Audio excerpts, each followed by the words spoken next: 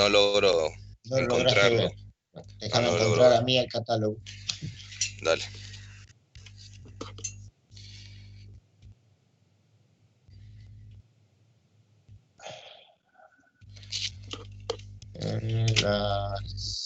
No te acuerdas la página donde están, ¿no? En el... Así busco más rápido.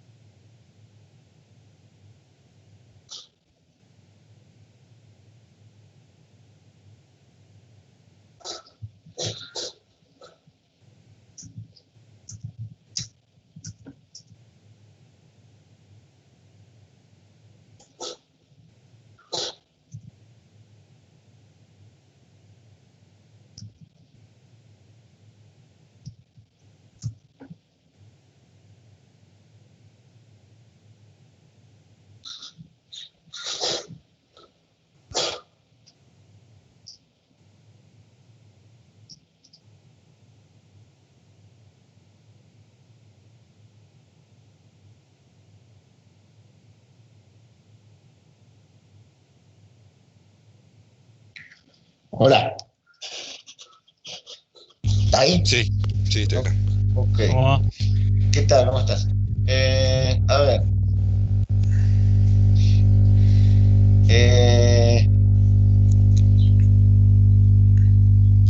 Te voy a compartir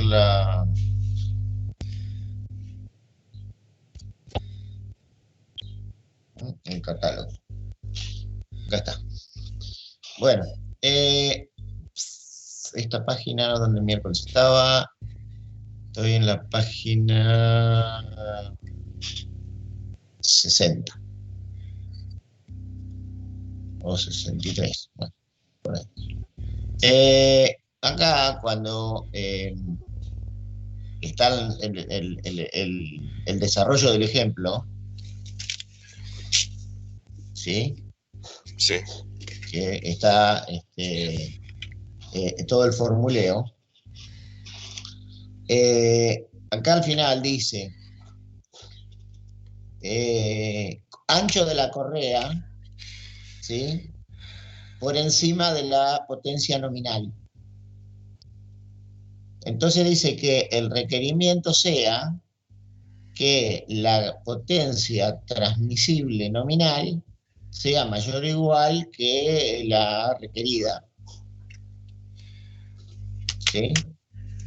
La requerida, en este ejemplo, habría que ir a buscar a ver dónde está, cómo lo calcularon, pero fueron 29 kilowatts. ¿Sí? Entonces dice, bueno, la potencia nominal transmisible va a ser un número Pn, que sale de las tablas, multiplicado por un coeficiente 1, un coeficiente 7, que sale de todo el cálculo que tienen estos por acá. Claro. ¿Y de dónde sacaron el valor PN? PN dice para un ancho de correa de 30 milímetros. En algún lado tiene que decir que el ancho de correa de 30 milímetros, ¿sí?, es este número, 19,68 por 1,58. ¿Por qué? Porque tiene que haber alguna relación de ancho. Yo te voy a mostrar ahora donde estábamos recién, que era la página 60, Sí, ¿sí?, que acá están los distintos perfiles de la ZR, ¿sí? claro. Entonces, ¿qué dice acá? Esta es la potencia nominal en watts para un ancho de correa de 1 pulgada. Ajá. ¿Sí? Bien. Sí, Entonces, esto multiplicado por los coeficientes C1 y C7 que están por ahí dando vuelta, resulta que te dan la potencia que vos necesitas para la que vos necesitas. La potencia que podés transmitir por una correa de este perfil con este diente, sí, con una correa de 1 pulgada. Pero por ahí no es la potencia que vos tenés que transmitir. claro. Entonces lo que vos decís es, bueno, con 1 pulgada hago esto, pero yo necesito otra cosa. Entonces tengo que poner una correa más ancha. Claro. En teoría las tablas que están abajo de esas se iría agrandando el ancho, ¿no? No, son todas por pulgada. Lo que te va cambiando es el tamaño, el tipo de perfil. Esta tabla que está acá es para un perfil MXL. Claro, Esta que está acá abajo es para el XL, pero también de 1 pulgada. claro. O sea, todas estas tablas que están acá están para un ancho eh, nominal. Sí, Entonces vos decís, bueno, a ver, si yo tengo, por ejemplo, 17 dientes, pues esta es la cantidad de dientes en contacto entre piñón y correa, ¿no? sí, Tengo 17 dientes en contacto entre piñón y correa. Y tengo una frecuencia, es decir, la velocidad de la correa de 1000 RPM. sí. Entonces, de esta correa yo voy a poder transmitir 0,27 kilowatts. Bien, Este número multiplicado por los coeficientes te va a decir, bueno, con 1 pulgada de ancho, tanta potencia. Si vos necesitas 0,4 kilowatts, y bueno, tendrás que poner 2 pulgadas. ah, bien. Entonces hago el cálculo ahí y multiplico por 2 en ese caso sería. Y no Directamente. sé, digamos, tenés que hacer una Sí, relación sí, simple. sí, sí, por eso. Está bien. Entonces tengo que aumentar de 1 pulgada a 1 pulgada. ¿Cómo? De 1 pulgada a 1 pulgada. No, no. Fíjate que el catálogo tiene que decir cuáles son los anchos normales. Por ahí te venden pulgada, pulgada y cuarto, pulgada y media. Ah, bien. Ok. Bien, bien, bien. Dale. ¿Sí?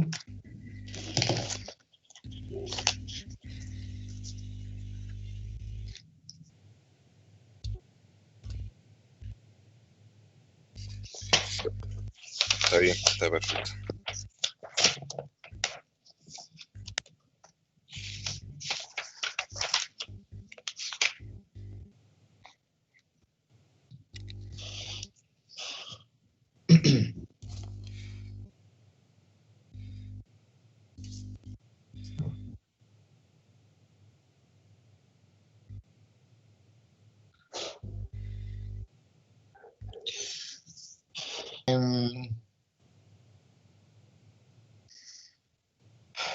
Ok.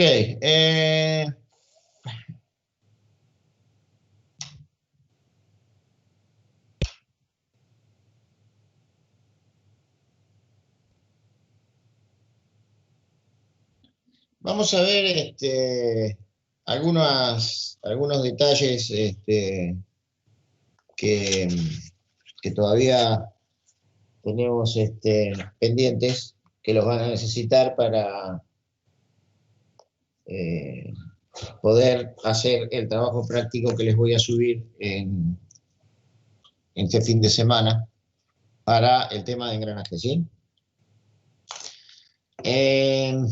La idea es que ustedes calculen un reductor de engranajes. No van a hacer el cálculo de todos los elementos mecánicos del reductor de engranajes, sino de las ruedas dentadas. La bibliografía que van a usar para hacer el cálculo es, como ya les dije, el libro de Nieman.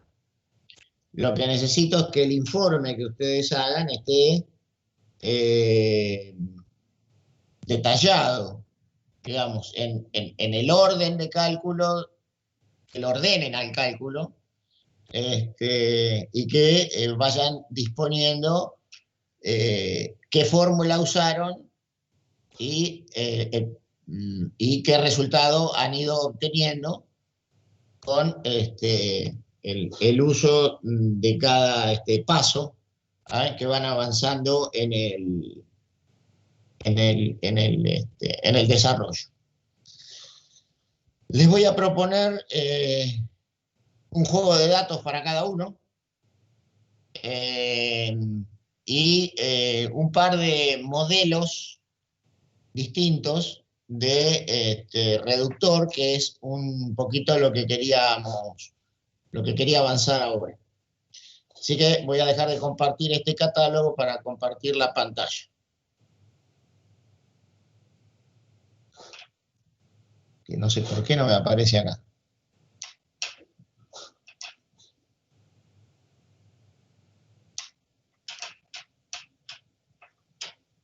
Ahora sí. Normalmente,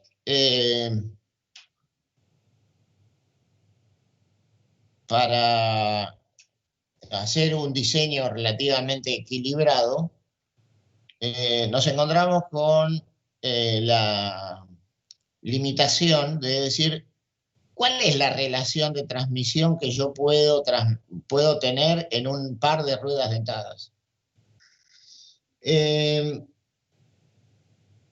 Hay una cuestión, digamos, bastante práctica de que las relaciones de transmisión con rueda dentada son mayores que las posibles relaciones de transmisión con otros tipos de transmisiones.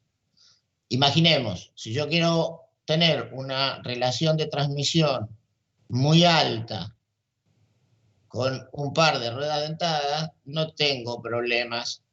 Digamos, yo puedo tener una rueda dentada con una cremallera, sería como tener una relación de transmisión infinita y funciona. Eso no es un inconveniente. Es decir, yo puedo tener una rueda muy chica y una rueda muy grande y la relación de transmisión funciona. Lo que no significa que siempre sea práctico, ¿verdad? No puedo meter una rueda muy chica y una rueda demasiado grande adentro de una caja para hacer una transmisión. Si yo eso lo quiero hacer con una cadena, con una correa dentada, como veíamos recién, o con una transmisión con correas planas, nos vamos a encontrar o que tenemos pocos dientes en contacto entre la cadena y el piñón, o entre la correa dentada y el piñón, o el ángulo de abrace de la correa es muy bajo. Y ese tipo de transmisiones no va a ser eficiente. ¿Sí? ¿Se entiende? ¿Están de acuerdo? Sí. Es decir, yo, si quiero tener una correa chiquita y una polea muy grande con una correa, el ángulo abrazado acá va a ser muy pequeño y esto no lo voy a poder hacer funcionar. Sin embargo, si esto, en lugar de ser una... qué lástima que esto no lo puedo correr con... Si yo eso lo quiero hacer con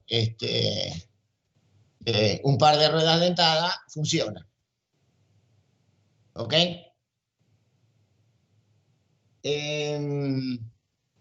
Obviamente que si yo esto lo quiero meter adentro de una caja, voy a tener alguna dificultad. O sea, esto no va a funcionar como un reductor industrial.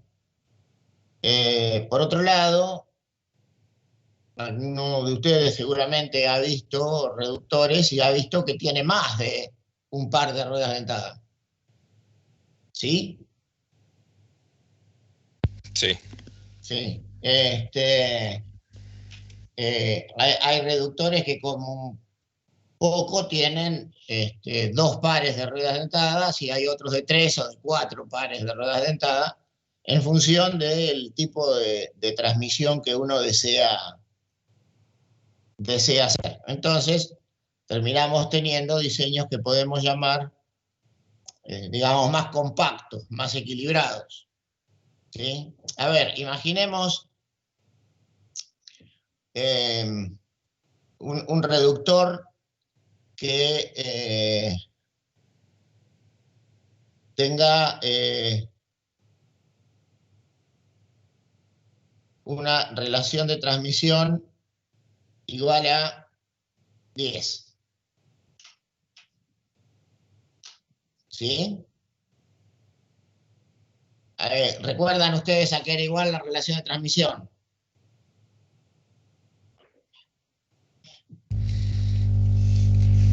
Sí, podría ser el número de vueltas, Sí. la relación número de vueltas o de número de dientes. ¿La relación de qué número de vueltas daría 10? Sería, por ejemplo, 10 del engranaje mayor Sí. y uno del engranaje, no, perdón, 10 del engranaje más pequeño y uno del engranaje mayor. Claro. O sea, si nosotros decimos que el movimiento ingresa por la rueda pequeña, luego el movimiento sale por la rueda grande. O sea, este sería N1 y este sería N2. Ujú. ¿Sí? O sea, esto sería N1 sobre N2. Si esto lo llevamos a números de vueltas reales, estaríamos diciendo de que tendría 1500 vueltas a la entrada y tendría 150 vueltas a la salida. Sí, ¿Sí? Por ejemplo. claro.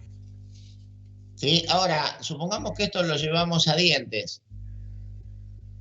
¿Sí? O a diámetros. Pero hablemos de dientes. Entonces, esto era la cantidad de dientes de la rueda grande, o sea, Z2, dividido la cantidad de dientes de la rueda chica, Z1. Nosotros dijimos que teníamos limitada la cantidad menor de dientes. Porque si nosotros tenemos una cantidad de dientes menor que determinado número, aparece el fenómeno de interferencia. ¿Sí? Se nos van los puntos de contacto de la línea de engranes, se nos van por fuera de los puntos de tangencia del círculo base. Entonces hay un fenómeno de interferencia, no se puede usar. Supongamos que Z1 pudiera ser 20.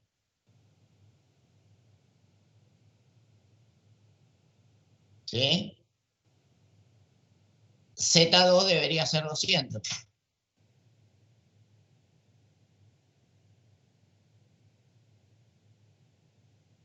¿Ok?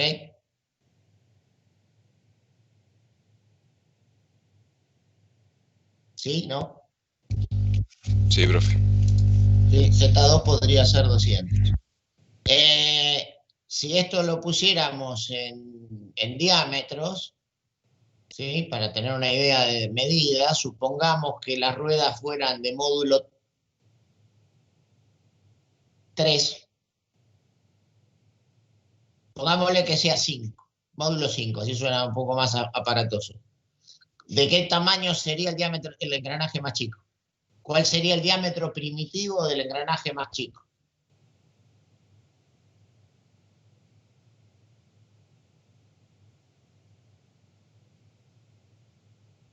Perdón, profe, ¿cómo era la pregunta? Tengo una rueda dentada que tiene Z20 Sí. y módulo 5. ¿Cuál es el diámetro primitivo?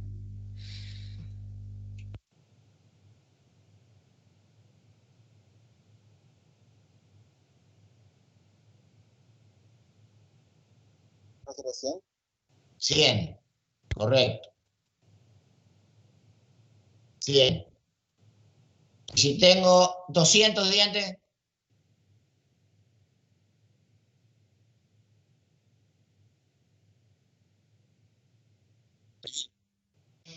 ¿cómo, perdón? Los escucho muy mal. ¿Qué 1000? 1000. 1000. Es correcto. Tengo una rueda 10 veces más grande. ¿Sí? Entonces, pensar en un reductor que tengo una rueda de 10 centímetros y la de al lado de 1 metro, ¿sí? Es como que hay algo que no estaría del todo bien. ¿Sí? Hacer este tipo de reducción en una sola etapa no sería un diseño práctico, salvo que lo busque a propósito. Por ejemplo, si estamos pensando en que N1 es el motor que hace girar una excavadora, y N2 es la corona donde la torre de la excavadora está fijada a la base.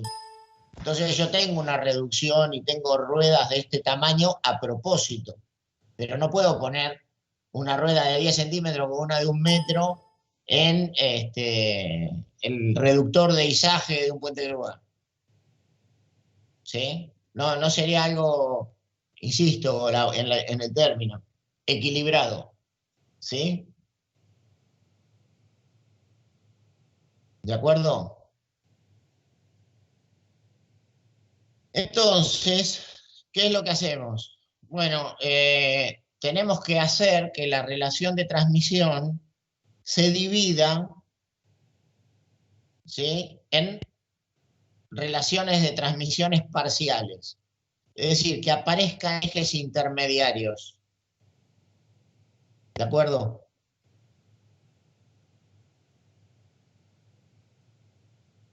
¿Sí? Sí, sí. Bien. Ok.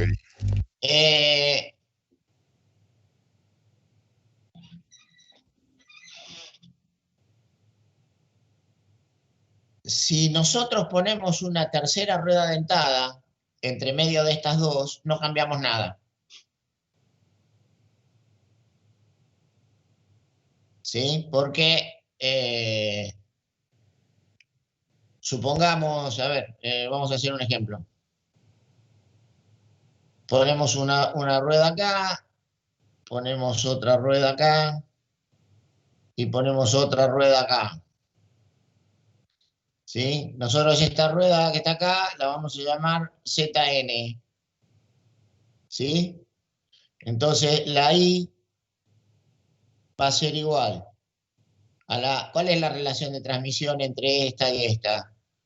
Es ZN sobre Z1. ¿Sí? Sí. ¿Cuál es la relación de transmisión entre esta y esta?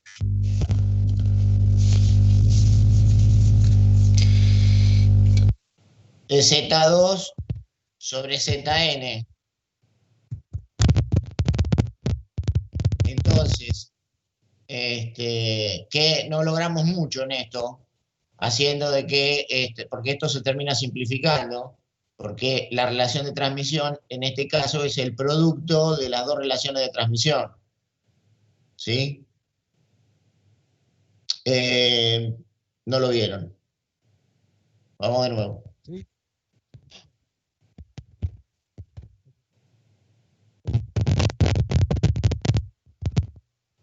Este eje que está acá, ¿sí? Tiene N1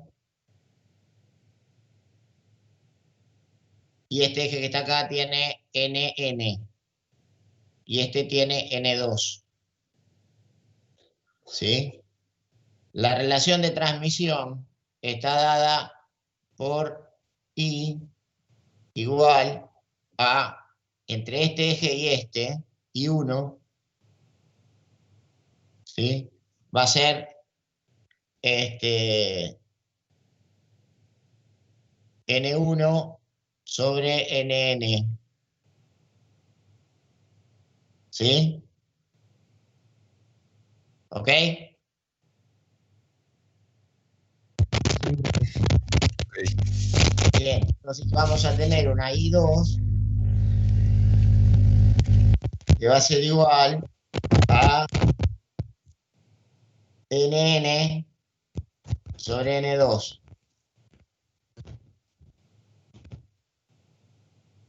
¿Sí? Sí. Bueno, ¿qué pasa si acá despejamos NN?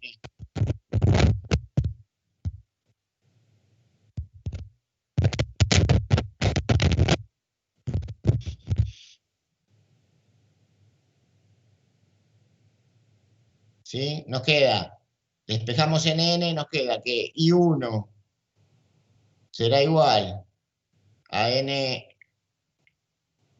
perdón, I1 no, I1 por N1 sobre, perdón, discúlpenme, hoy estoy medio mareado. Despejo NN de acá. NN es igual a N1 sobre I1. Y despejamos NN de acá. Esto es igual a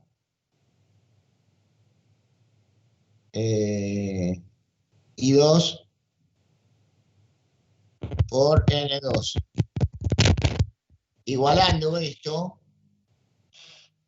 ¿sí? Nos va a quedar que I1 por I2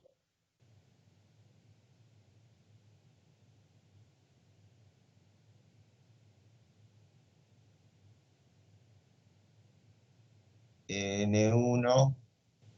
No, sería I2 sobre I1. Espera. Esto es I2 por N2 igual a N1 sobre I1. O que N1 sobre N2, que es lo que está escrito acá, N1 sobre N2 es igual a I1 por I2. ¿Sí?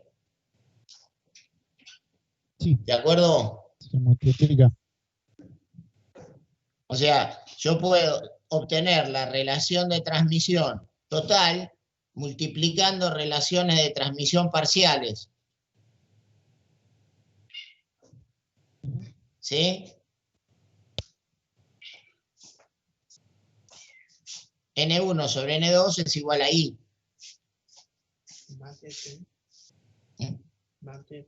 Nada, chunga. La relación de transmisión I total, N1 sobre N2, quedó expresada como la multiplicación de la I1 por la I2, donde en este caso I1 e I2 dependen de NN. Y NN depende de este número ZN que está acá. ¿Ok? Ahora resulta que ni ZN ni NN aparecen en esta fórmula.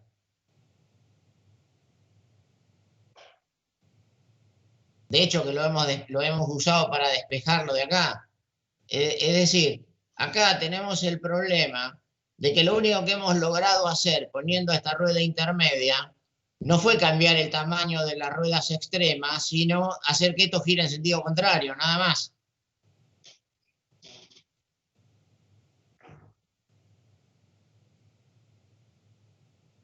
¿Sí? ¿Ok? ¿De acuerdo? ¿Por qué? Porque es el caso en el que tenemos, tres ruedas dentadas. Al tener tres ruedas dentadas, ¿sí? Nos pasa que este I1 es igual a Zn sobre Z1 y este es igual a Z2 sobre Zn.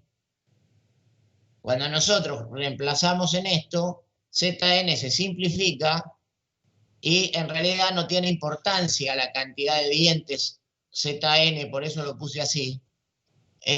Simplemente lo que hemos logrado es que si esta rueda giraba por un lado, ahora gira para el otro. ¿Esto es una solución para el problema de las relaciones de transmisión alta? No. Este tipo de construcción no resuelve el problema de tener una rueda chica y una rueda muy grande, porque realmente esta rueda que está en el medio no influye en el resultado final. ¿Está claro? Sí. Bien, ahora, ¿nosotros podemos operar sobre esto de otra manera? Sí. ¿Cómo? Y haciendo de que no sea la misma rueda dentada la que trabaja con la rueda 1 y la que trabaja con la rueda 2, pero sí el mismo eje. Entonces, ¿qué hacemos? Lo que se hace habitualmente en los reductores, que es poner una rueda de ingreso, una rueda de un determinado tamaño, con un eje, con otra rueda chiquita, con otra rueda más grande. ¿Sí? Ah, pero ahora no tengo tres ruedas, tengo cuatro. Es cierto, ahora tenemos cuatro. Tenemos una N1, tenemos una N2, una NN, vamos a volver a poner NN acá, y tenemos una N2. Pero tenemos un Z1, tenemos un Z2, tenemos un Z3 y tenemos un Z4. ¿Ok? Sí. Esto que está escrito acá, que voy a recuadrar en rojo,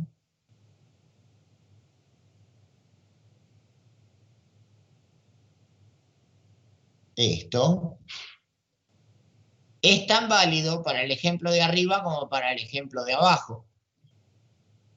Es tan válido para esta configuración como para esta. ¿Por qué? Y porque es N1 a NN y NN a N2. Eso es esto que está escrito acá, que está recuadradito en rojo.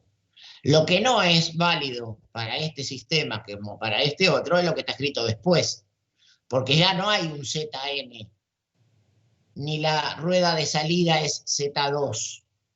Entonces tengo que escribir esto de otra manera. Tengo que escribir que I1 es igual a N1 sobre NN es válido, pero ahora vamos a escribir Z2 sobre Z1 y que I2 es igual a Z4 sobre Z3. Por lo tanto, la relación de transmisión total I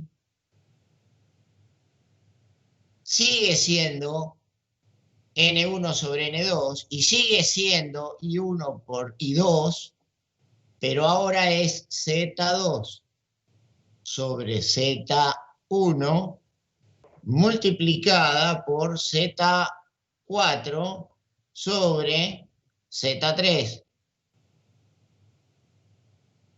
¿Cuál sería este caso igual que este?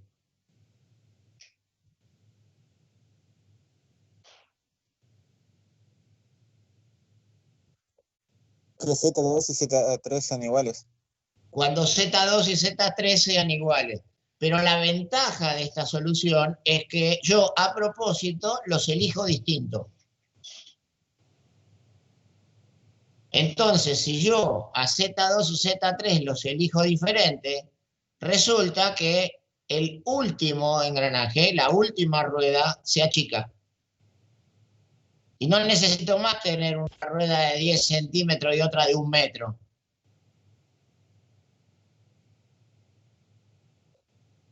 Voy a hacer que todo alrededor sea, que todas las etapas resulten más, nuevamente, equilibradas. Y esto se puede hacer para n etapas de reducción. 2, 3 o 4 etapas de reducción.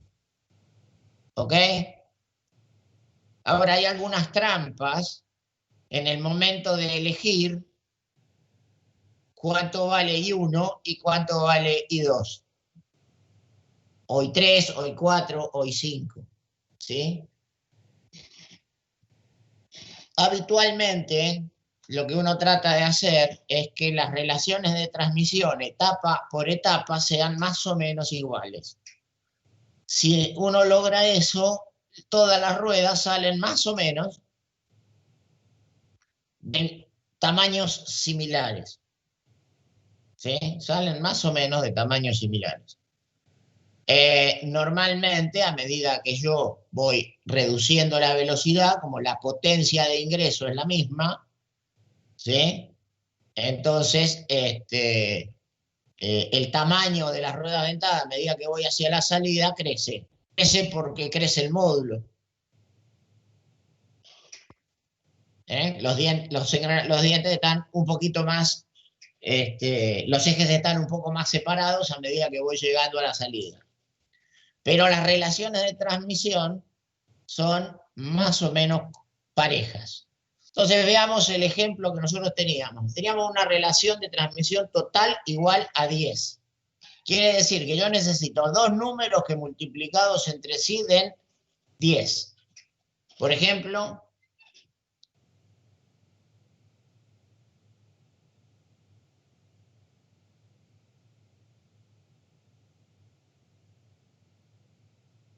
¿qué dos números multiplicados entre sí dan 10?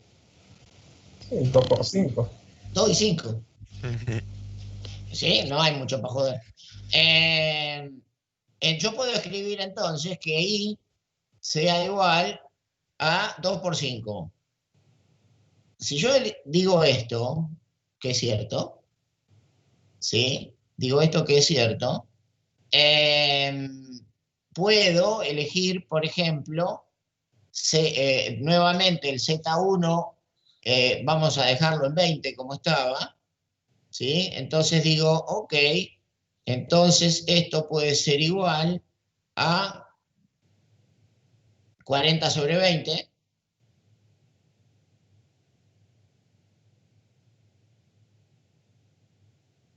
¿Sí?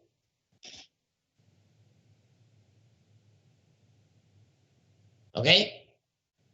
La 2. Ok. ¿Sí? Y resulta que ahora necesito otra rueda chica, que sea Z3. Y supongamos que la ponemos de 20 también. ¿Sí? De 20. Y entonces esta da 100. Porque si tiene que ser por 5. ¿Sí? Claro. Esta cuenta da 10.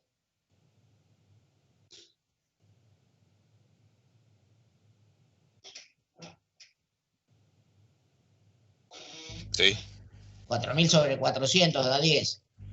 ¿Sí?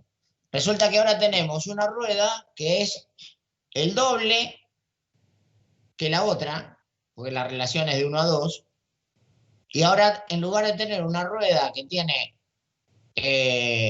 1 1 metro de diámetro, ahora tiene medio metro de diámetro.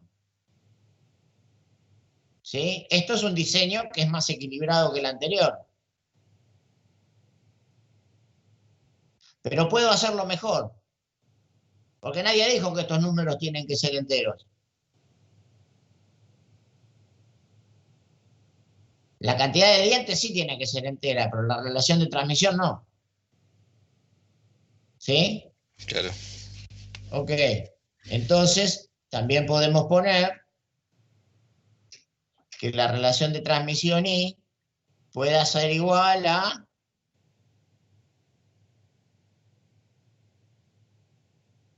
2,5 por 4. Sí. ¿Sí?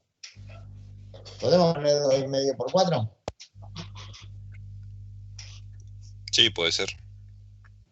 Bien. Estoy por sacar una cuenta.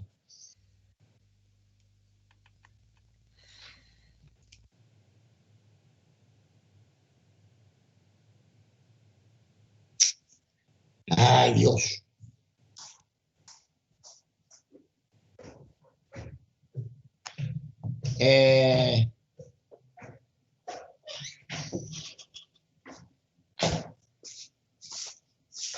Un minuto, por favor.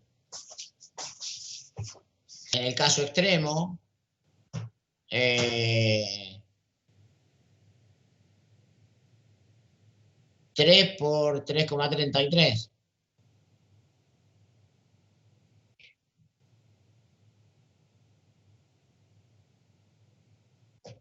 O, que era la cuenta que estabas tratando de sacar recién,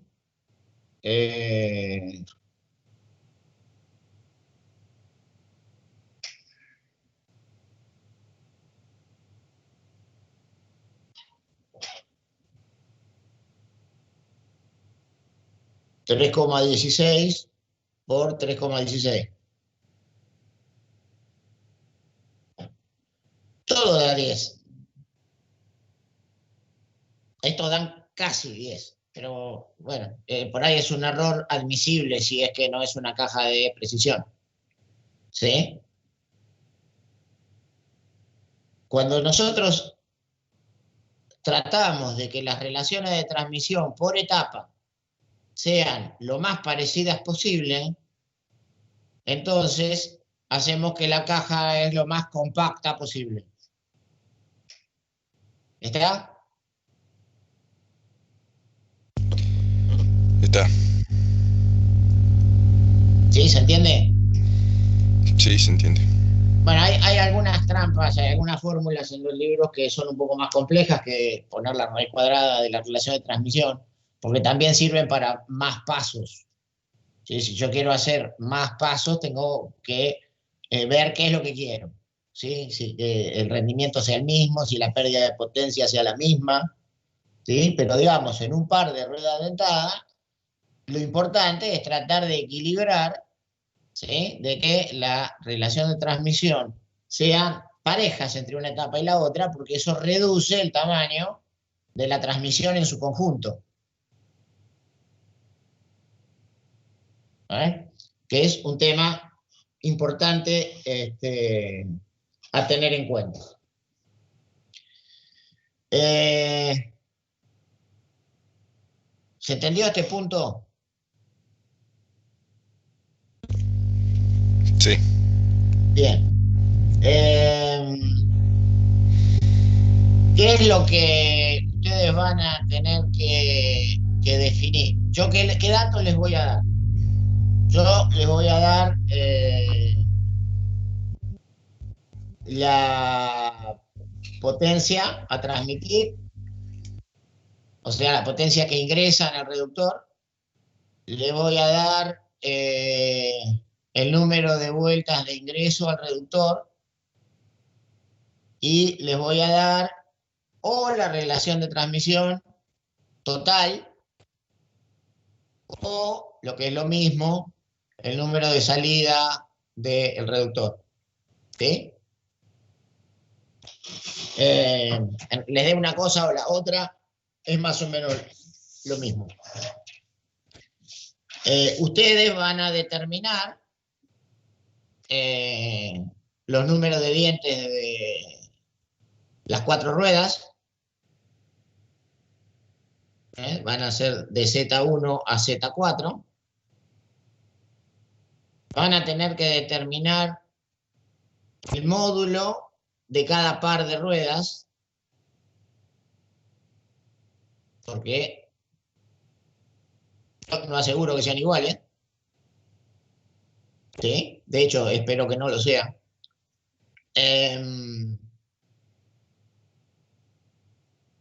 Van a tener que definir en algún momento las distancias entre ejes A1 y A2.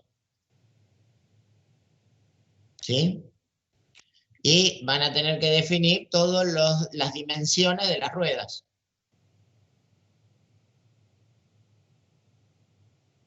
O sea, diámetro primitivo, diámetro de cabeza, diámetro exterior, diámetro interior, diámetro de base. Como van a ser helicoidales, van a tener un beta, por lo tanto van a tener el módulo circunferencial. Van a tener que determinar el grado de recubrimiento, van a tener que determinar el solapamiento, el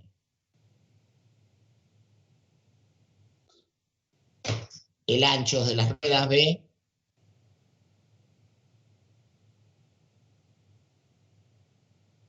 y supongo que con esto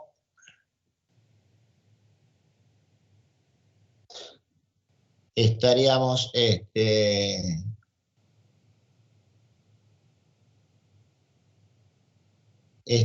bien. Bueno, esto en cuanto a la geometría. Después lo que tenemos que calcular es las seguridades. ¿Se acuerdan de las seguridades que hablábamos? A la fatiga, al picado y al desgaste. Y si alguna de estas no da bien, o sea, no da más que mayor a 1, vida infinita, tendríamos que calcular cuál es la vida en horas. ¿Cómo se hace esto? Está en el libro. Y yo más o menos se los expliqué.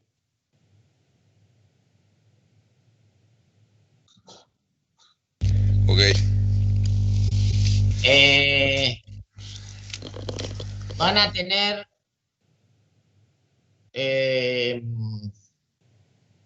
vamos a mover esto un poquito. Van a tener dos tipos de reductor. Van a tener un reductor que es el dibujito que se van a encontrar, es más o menos así.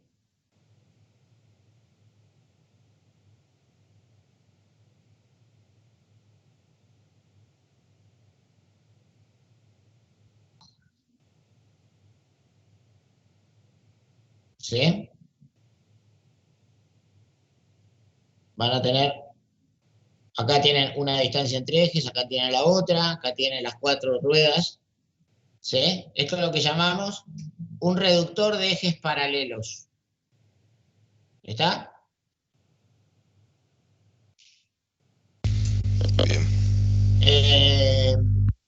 Fíjense aquí algunas ventajas de tener un diseño equilibrado. Normalmente estos ejes resultan que en algún tipo de diseño de reductor son pasantes. ¿Sí?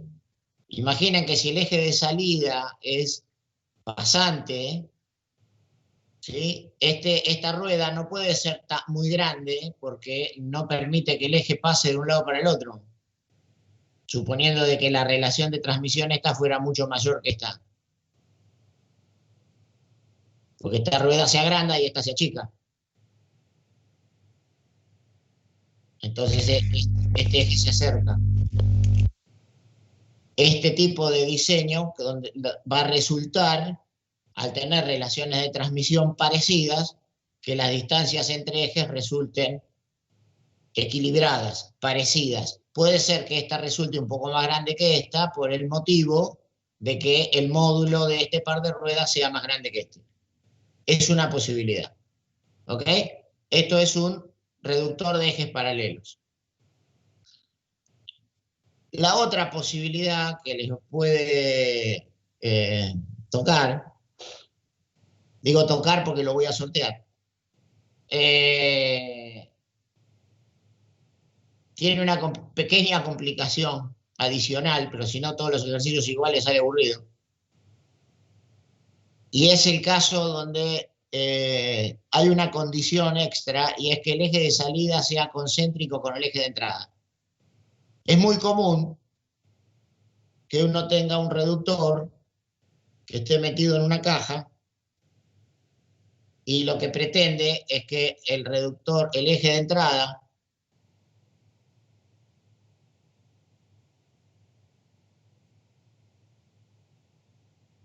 y el eje de salida, bueno, suponía que podía pasar algo así.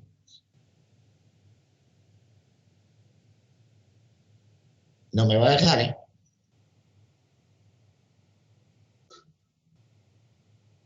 Tramposo. Y el eje de salida, bien. No se rían.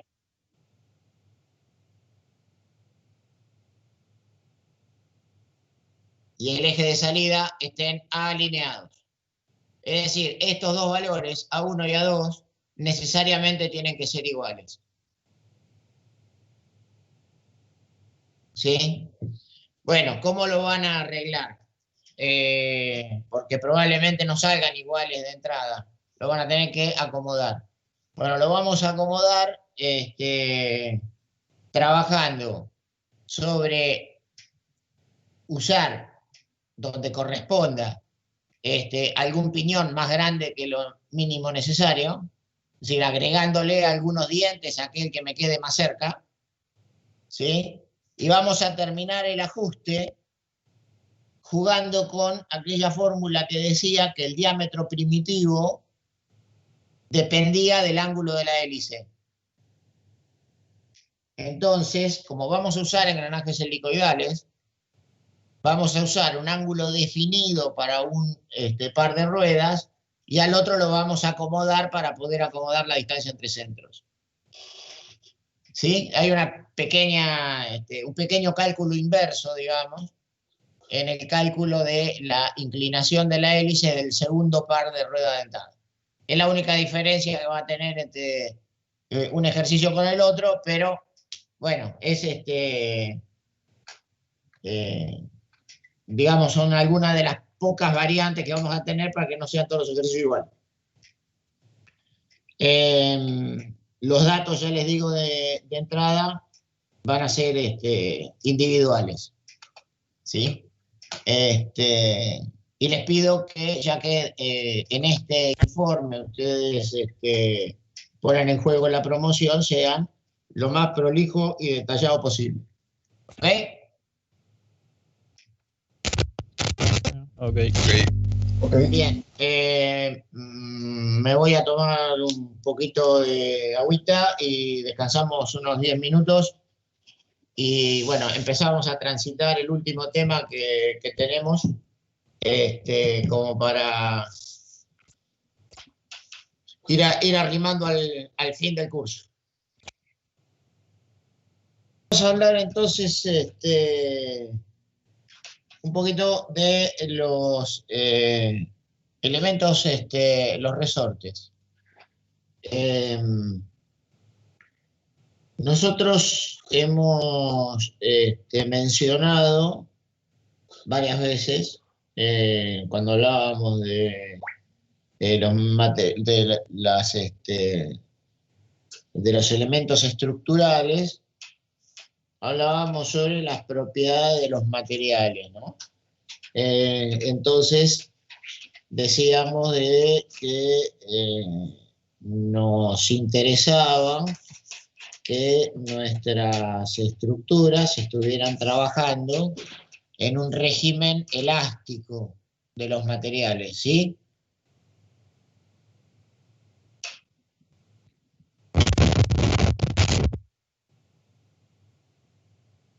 ¿Sí o no? Sí, ok. ¿Por qué? ¿Se acuerdan por qué?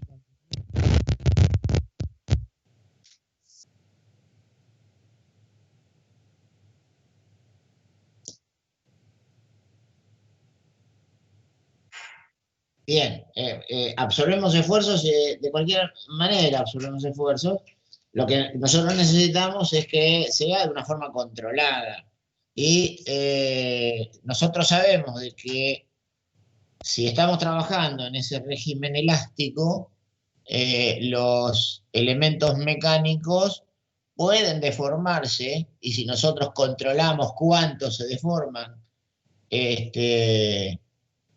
y sabiendo que van a retornar a su situación normal, podemos construir cosas con ellos.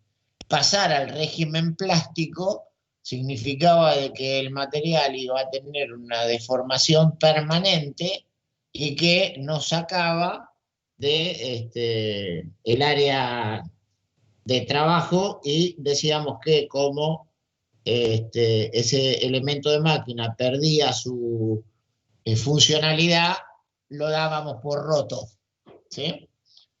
Bien, ahora la intención en esta parte es aprovechar esta propiedad elástica, no como para mantener bajo control un elemento estructural, sino para construir un elemento elástico a propósito, ¿sí? Donde lo que yo quiero es precisamente que se deforme y quiero aprovechar esa deformación.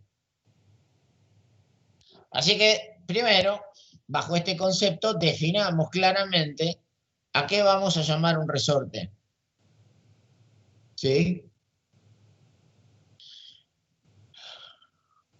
Dicho la introducción anterior, es necesario que un resorte sea un elemento elástico, porque si no, no sería tal. O sea, estamos hablando de elementos elásticos. Elástico en el sentido de que yo le voy a aplicar una fuerza y se va a deformar, pero una vez que le quito esa fuerza, va a volver a su forma anterior, ¿sí? Ahora, ¿esto qué trae aparejado? Que bajo la acción de la carga, este elemento elástico se va a deformar. Igual que una viga, con una diferencia, que es el adjetivo que acompaña a la palabra deforma. Se deforma considerablemente. O sea, si yo estoy hablando, ¿una viga es elástica? Sí. ¿Una viga es un resorte? Sí. Pero cuanto menos se deforma, mejor. Yo quiero que un resorte se deforme considerablemente, ¿sí? Es más que visible que un resorte se deforma. Y cuando un resorte o cualquier elemento elástico se deforma, acumula energía. Energía en forma de deformación elástica. Y esa acumulación de energía me la va a devolver el resorte actuando en contra de la fuerza que yo hice para deformarlo. ¿Están de acuerdo con eso?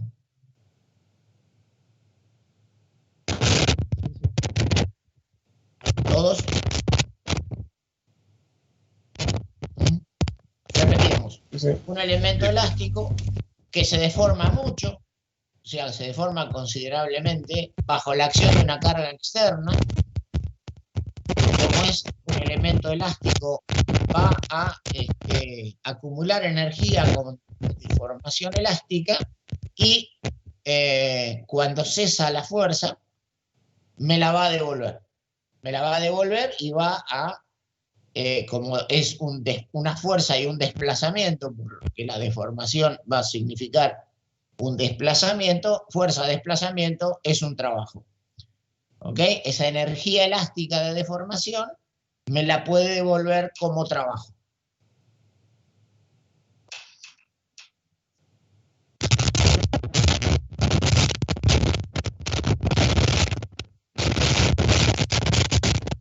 Hay un ruido de fondo que no sé si es una voz que no quiere salir o ruido nomás. Pareciera que era un micrófono, pero ahí creo, creo que era Diego, sí. Diego, ¿querías decir algo en particular? El micrófono nomás. Bueno, entonces, de acuerdo al tipo de deformación respecto a su dimensión principal, ¿qué quiero decir con esto? Nosotros vamos a clasificar los resortes más comunes. Hay muchísimos tipos de resortes, ¿sí?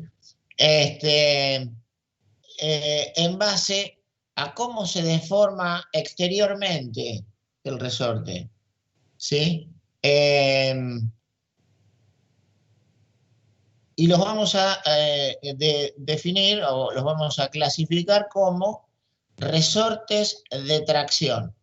¿Qué es un resorte de tracción?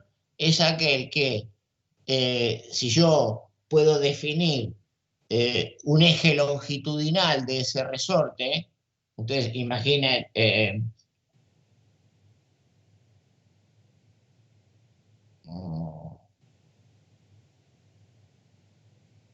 pucha, la mayor parte de los ejemplos que se me ocurren son del segundo renglón.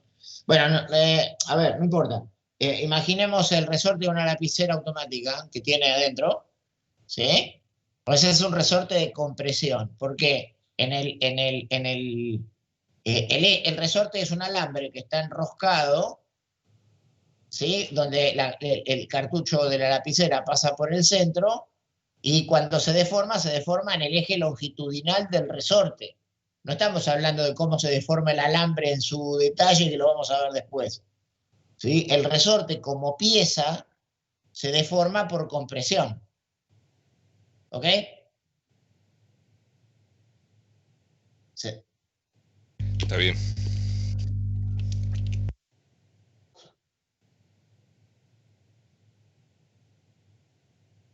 Estoy buscando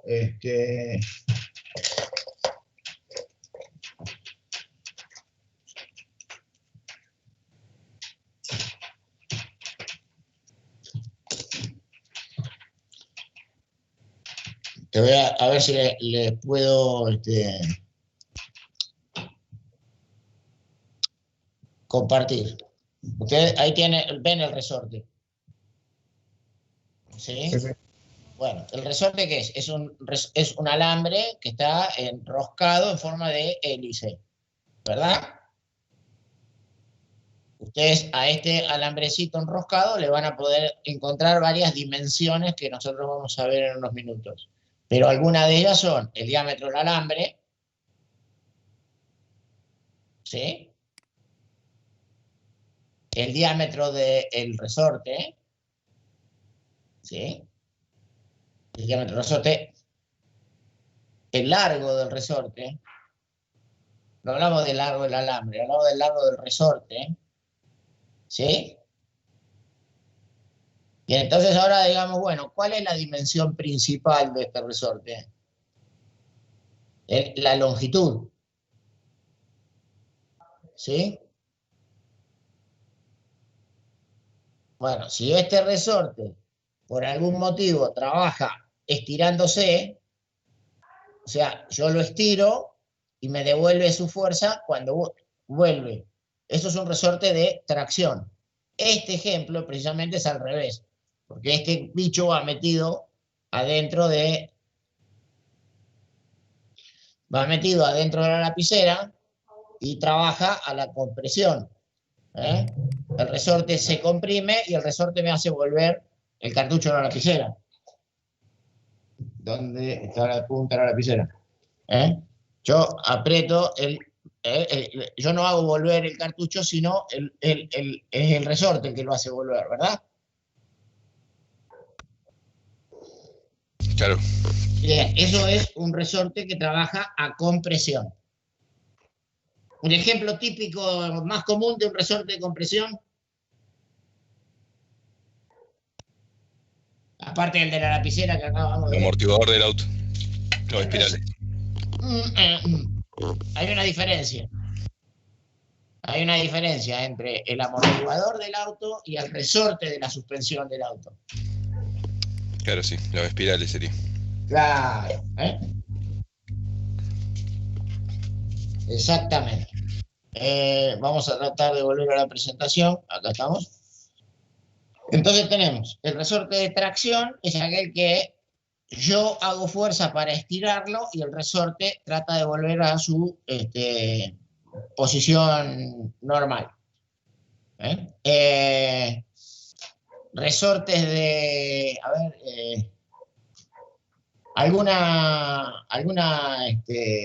algún portón de baúl o de capot tenían resortes de tracción, ¿no? Se estiran cuando yo cierro la tapa y el resorte después es el que me hace levantar la tapa. Ahora se han cambiado por los pistoncitos neumáticos, pero bueno, eso es otra cosa.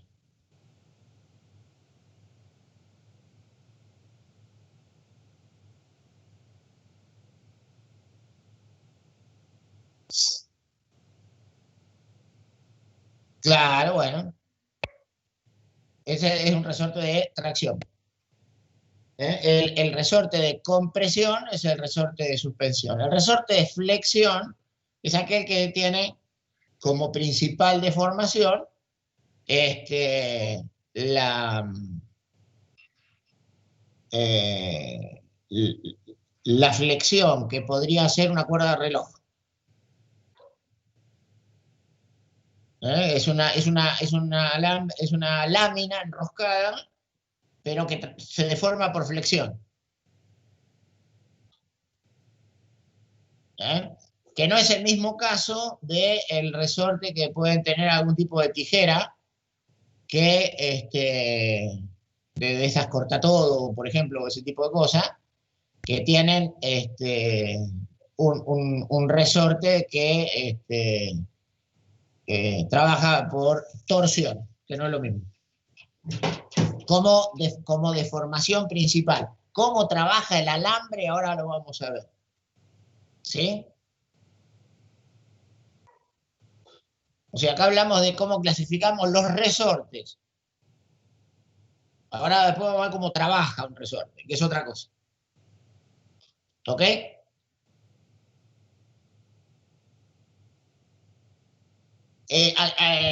Donde vos tenés una lámina que se flexiona y vuelve, el más parecido, lo vamos a mencionar ahora, pero como ejemplo, el elástico de suspensión.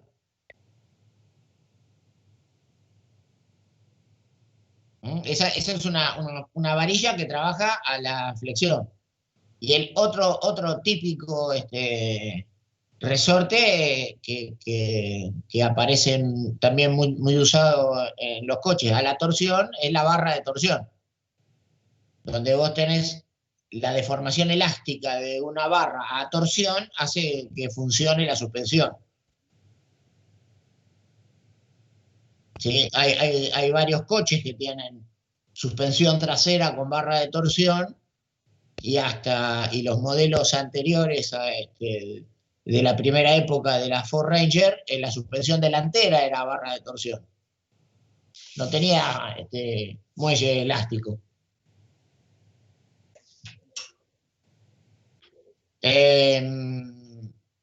Pero bueno, estamos hablando entonces, yo tengo una barra larga respecto de su sección, la puedo torsionar a esa barra dentro del límite elástico, es un resorte de torsión. ¿Sí?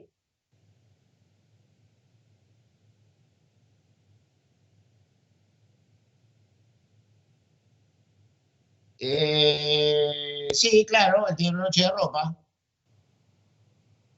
Sí, por eso decía, el de las tijeras es parecido. El broche de la ropa también es un resorte de torsión.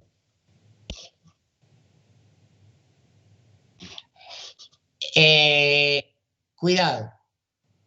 El resorte es un resorte de torsión y la barra de torsión también es un resorte de torsión. Pero el material trabaja distinto. En el broche de la ropa, el material trabaja a esfuerzos de flexión y no de torsión. Pero el resorte es un resorte de torsión.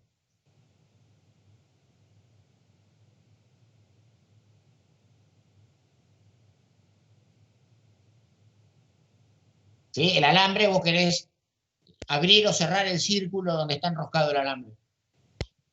¿Sí? Son diferentes formas. Por eso digo, una cosa es cómo clasificamos el elemento de máquina resorte, ¿eh? Y la otra cosa es cómo los materiales trabajan en ese elemento máquina. ¿A qué esfuerzos están sometidos? ¿Ok? Bien, un pasito más. Supongamos que en cualquier resorte, pero hablemos de un resorte lineal que es más fácil de entenderlo, ¿sí? Si la fuerza aplicada es P y la deformación en el resorte es delta, la energía acumulada en el resorte resulta que es P por delta dividido 2. ¿De dónde sale esto? Que si nosotros dibujamos carga de formación, como en cualquier, hemos dibujado muchas veces un diagrama carga de formación, el área que está bajo la curva, ¿sí? Es trabajo, es energía. Si la relación carga de formación, diferencial de P sobre diferencial de delta es constante, entonces esta línea es recta. ¿Sí? Pero el área bajo la curva siempre es la energía de deformación. ¿Eso está claro? Sí. ¿Cuáles son las dimensiones características de un resorte helicoidal cilíndrico?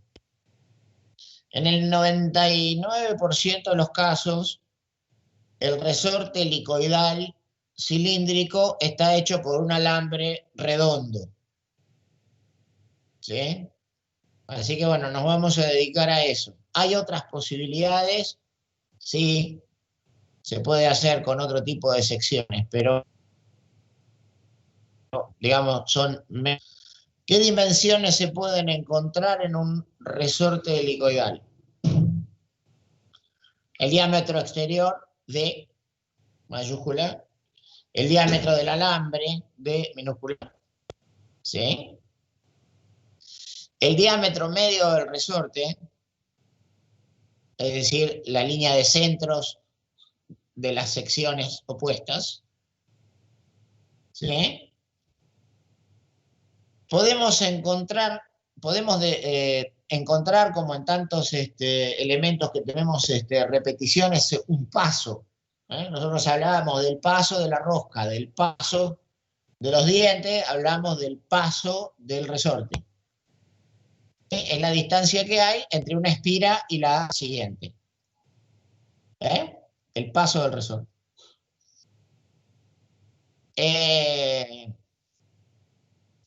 La cantidad de espiras no tiene una cota, pero es la cantidad de vueltas que nosotros tenemos en el resorte. Y esto nos define algunas cosas, como la relación que hay entre el pasos y diámetros, me define el ángulo de la hélice, el ángulo alfa de la hélice, y la cantidad de pasos me va a dar la longitud total del resorte. ¿Cuál es la cantidad de pasos? Y la cantidad de pasos normalmente es, la longitud del resorte es la cantidad de pasos por el número de vuelta. ¿No? ¿Eso queda claro? Sí. Esas son las características, las dimensiones típicas que nosotros podemos encontrar en un resorte.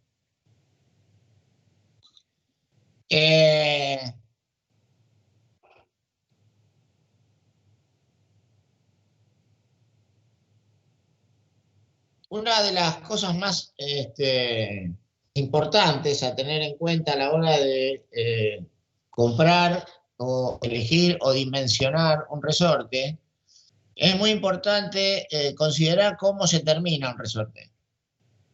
¿Sí? Es decir, nosotros, esto que está dibujado acá es un tipo de terminación del resorte. ¿Sí? Esta cuña que se ve dibujada acá no está dibujada así en forma antojadiza. Está dibujada así porque es un tipo de terminación de resorte. Pero todos los resortes terminan así. No. Y hay otra. ¿Cuáles son las formas en las que se puede terminar un resorte? Eso es lo que vamos a ver ahora. Si es un resorte de tracción, lo habitual va a ser que tenga un gancho, porque es la única manera que nosotros vamos a tener de poder estirar el resorte. ¿Sí? Si el resorte terminara eh,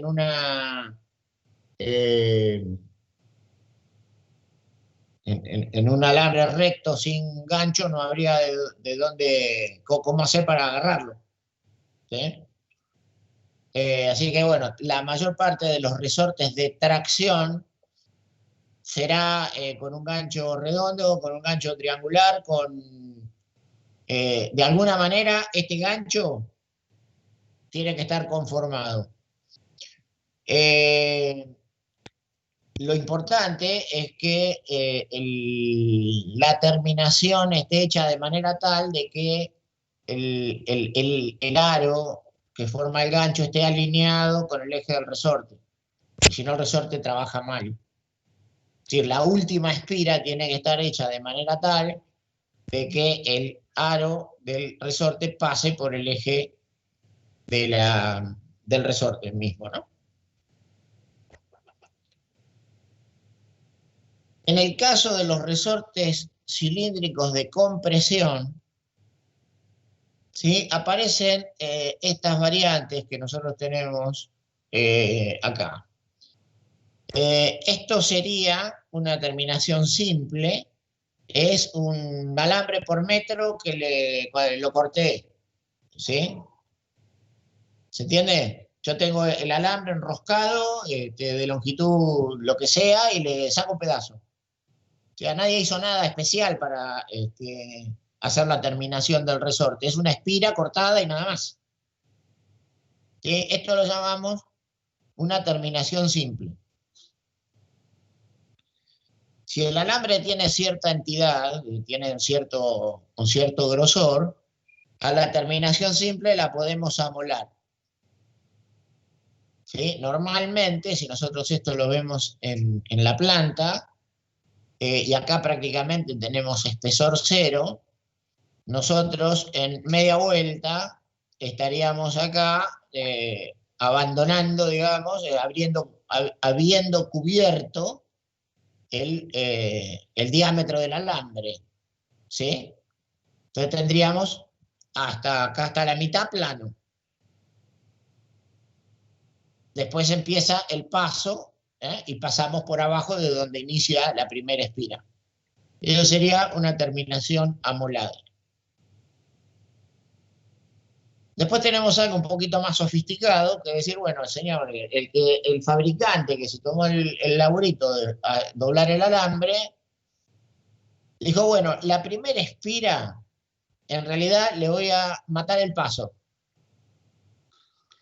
Voy a hacer que en todas estas vueltas, la última espira, o primera, depende de donde lo estén mirando el resorte, se cierre sobre sí misma y se apoye al final. ¿Sí? ¿Ven la diferencia que hay entre una terminación amolada y una terminación a escuadra? Sí. ¿Sí? Ok. Sí. La última es la combinación, ¿sí? De una terminación a escuadra amolada. O sea, es esta terminación a escuadra que después fue amolada. ¿Cuál es la ventaja de una o de otra? Y esto está en esta presentación, está de peor a mejor. ¿Sí? Para que un resorte cilíndrico helicoidal trabaje adecuadamente o de la mejor manera posible, la condición debería ser que la carga que actúa sobre el resorte esté en el medio del resorte. ¿Sí? Si yo tengo un resorte y lo aprieto en el medio, digamos, deseo que el reparto de esa fuerza llegue de manera uniforme al material para que el material trabaje adecuadamente. Si el resorte no tiene ese reparto de fuerza así, voy a tener algunas dificultades, o podría tenerlas. Imaginemos el caso de la terminación simple, ¿sí? Y yo acá arriba le pongo una moneda para hacer fuerza. ¿Cómo apoya la moneda sobre el resorte? Y va a quedar inclinada. Va a quedar inclinada, va a quedar torcida, va a quedar mal apoyada, porque va a hacer lo que puede. Se va a apoyar en esta punta, se va a apoyar en algún otro, depende de dónde la ajuste, dónde la apriete, ¿sí? O sea, no va a quedar perpendicular al eje del resorte. Si yo esfuerzo la moneda esa para que quede perpendicular al eje del resorte, en realidad el resorte después va a hacer lo que quiere. Es decir, se va a deformar y no se va a deformar parejo. ¿Sí? Va a trabajar no muy bien, no muy bien. En una terminación amolada, eso mejora sustancialmente, porque el amolado fue hecho perpendicular al eje. El problema es que cubre nada más que media vuelta. Pero de cualquier manera, es como pasar de la Tierra a la Luna. ¿Sí? Es mucho mejor. Entre el amolado y el escuadrado, mucha diferencia funcionalmente no hay. ¿Sí?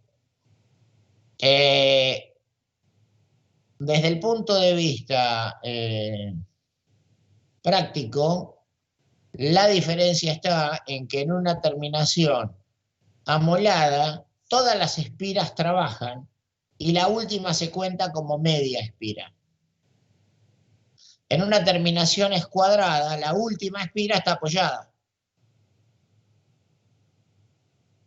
Acá. ¿Sí? ¿Lo ven? La última espira, esta que viene dando vuelta, Sí. está apoyada acá. Por lo tanto, Apoyada no va a en la anterior. trabajar. Entonces, sí.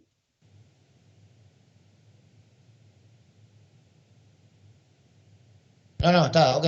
No, a veces escucho que alguien habla, pero no se llega a escuchar completamente lo que dice, entonces prefiero preguntar. La terminación a escuadra, entonces, ¿sí? La última espira está apoyada. El apoyo también es en la mitad y la última espira no trabaja.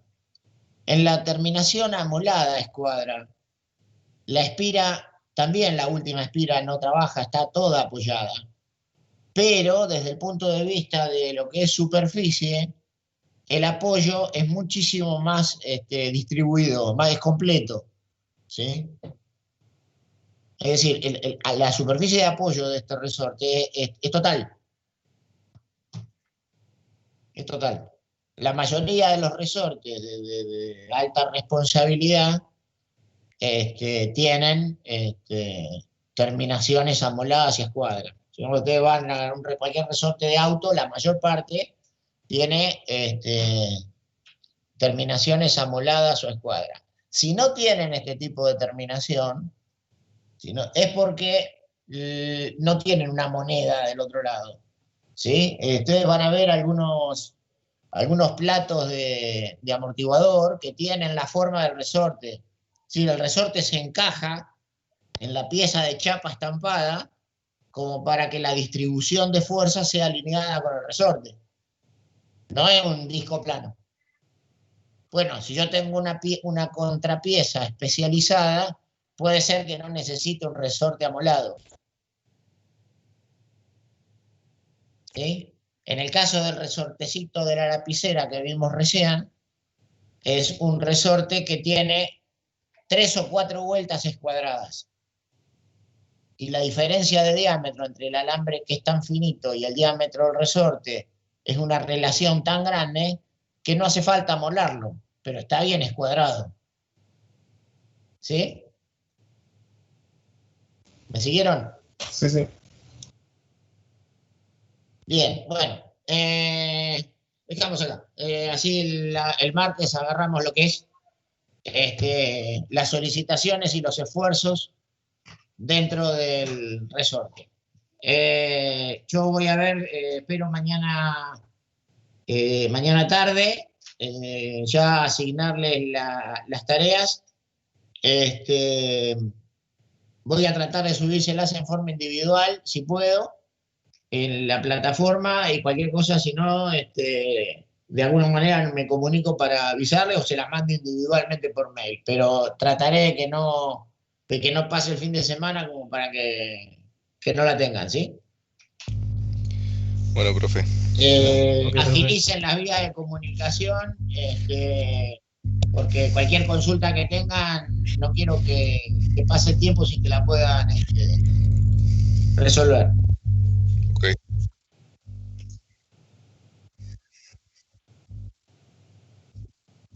Ese no lo vi, che. A ver, ¿a dónde lo mandaste?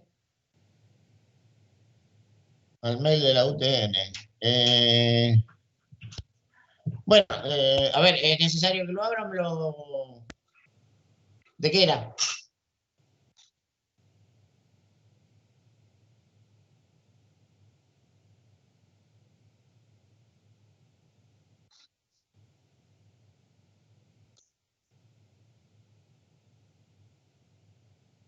Y espera que me llegue hasta el correo.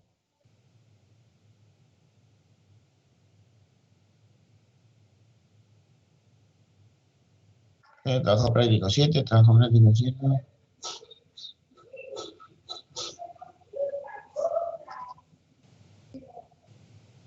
¿Cuándo lo mandaste?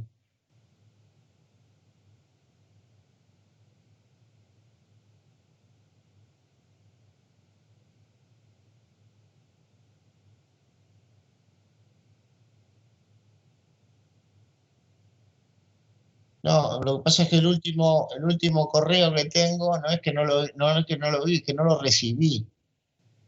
El último correo que tengo es del martes, en la cuenta de la UTN.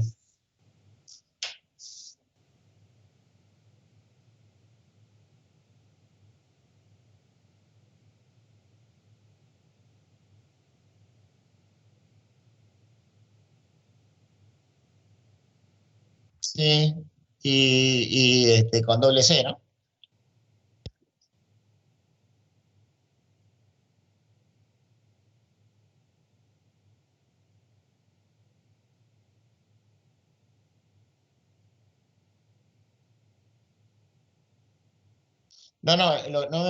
No tengo filtradas las direcciones de recibir. Lo que me llama la atención es que tengo martes 29 como último correo. Eh,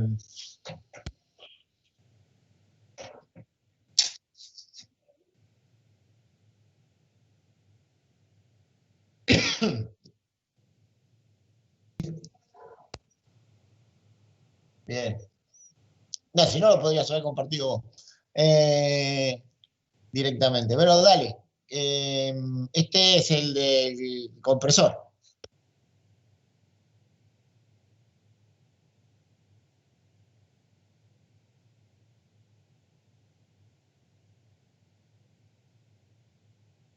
Sí.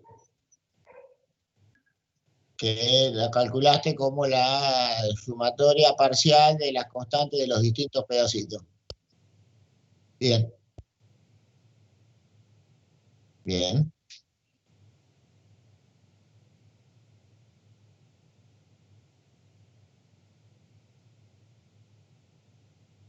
el cono de influencia.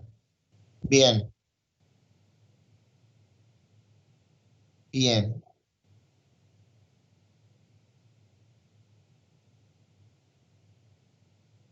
bien. La geometría de esto está perfecta.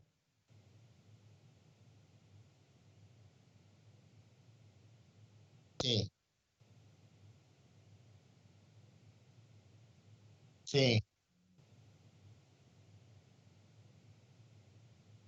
bien. Sí, hay un detalle que es digamos, desde el punto de vista del procedimiento está perfecto de cualquier manera. Por lo menos en la parte en la que yo tengo conocimiento y dependerá un poco de los materiales en juego, es el ángulo del cono de influencia. Yo creo que vos usaste acá 30 grados.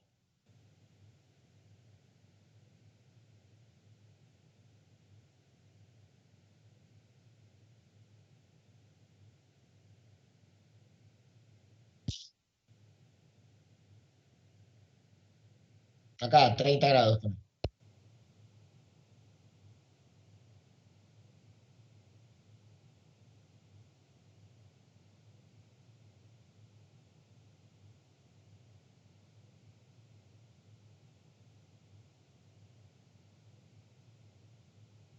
Claro, con 30. Bueno, por eso digo, depende un poco del tipo de material. Algunos usan 30, otros usan 45.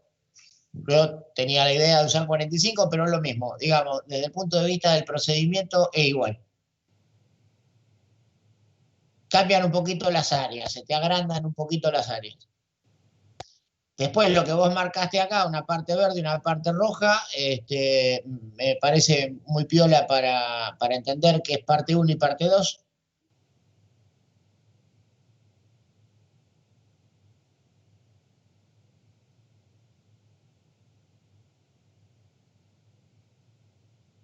Sí,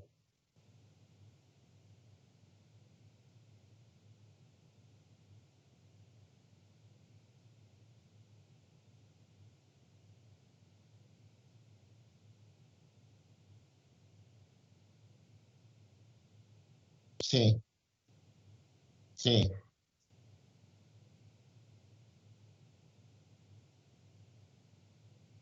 Perfecto. Y acá usaste de 0 a 20 es una cosa y de 20 a 40 es la otra.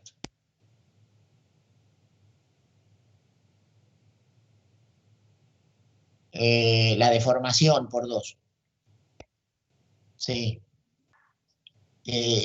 Así como sumaste las chapas del resorte, del tornillo, ¿sí? Acá sumaste el pedazo uno con el 2 con el 3 con el 4 para encontrar la constante del tornillo. Acá tenés que hacer lo mismo para sumar las dos partes rojas o sumar las dos partes verdes. Es uno sobre, ¿eh? Ok, claro.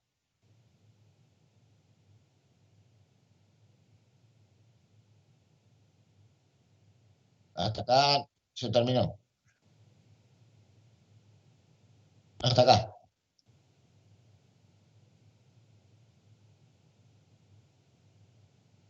La última. Esta hoja terminó.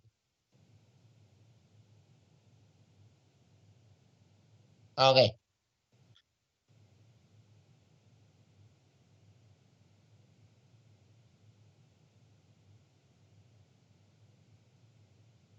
Bien,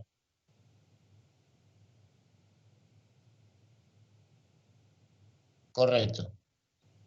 Y entonces esto que te queda acá es chapa más parte uno, o sea, una parte de la chapa más el tornillo, te da la constante del tornillo y después tenés la constante de la chapa.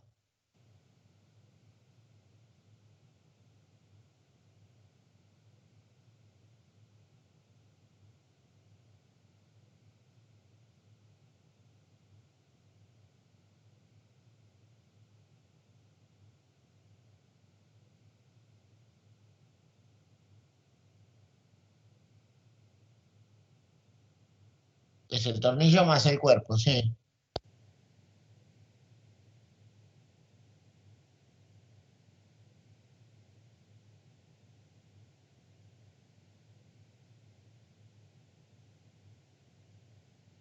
No. A ver, el tornillo, a ver, vos tenés que considerar que en los cuerpos tipo 1 son cuerpos cuya deformación va en el mismo sentido.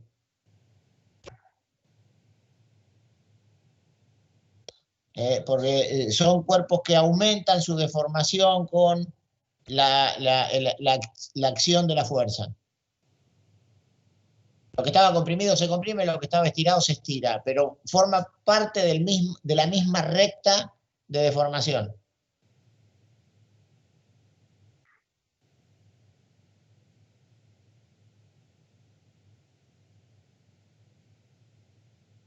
Sí, pero cuando pasás a cambiar el punto de aplicación de la fuerza de esta manera, vos pones los cuerpos tipo 1 y los cuerpos tipo 2.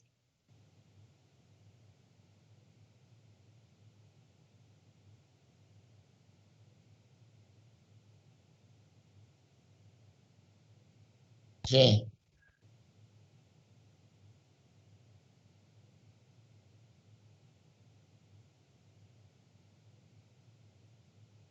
no vas a poder.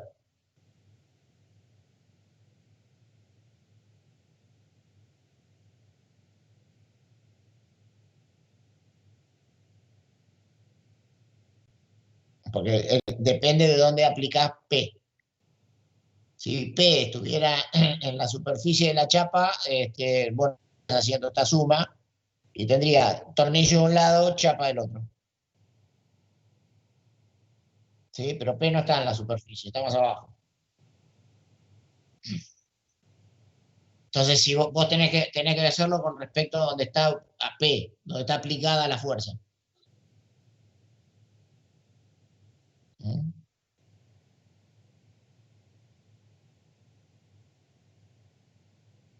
Bueno, bueno, buenísimo.